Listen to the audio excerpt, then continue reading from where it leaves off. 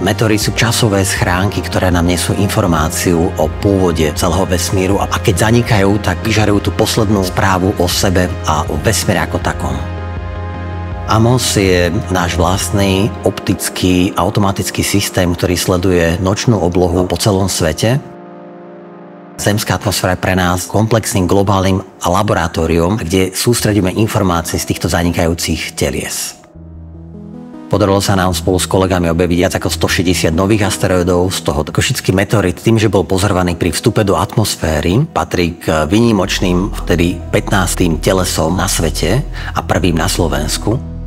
Objaviteľ nie je len ten, ktorý sa prvýkrát pozrie, ale ten, kto popíše jeho dráhu a vie, o aký objekt sa jedná. Ako astronóm som asi najviac hrdý, že mám možnosť byť pri nových objavoch a že sa môžem tešiť z toho, aká krása je v tom vesmíre, aká múdrosť obsiahnutá. Ako pedagóg som najviac hrdý na študentov, keď ďalej pokračujú v astronómii a astrofyzike aj na svetových pracoviskách. Vďaka práci týchto našich absolventov sa nám otvárajú dvere a dá sa to robiť naozaj na svetovej úrovni aj u nás zo Slovenska.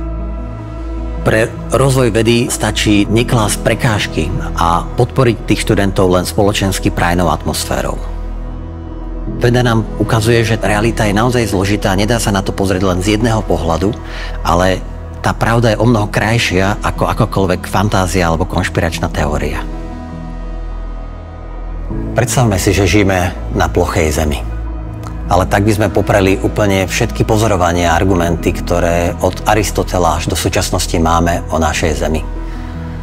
Zem je naozaj sférická, gulatá, nie len pri pozorovaní z vesmíru, ale aj pri všetkých logických argumentoch a pozorovaniach zo Zeme. Napríklad zatmenie mesiaca by vyzeralo úplne inak, ak by sme žili na plochej doske.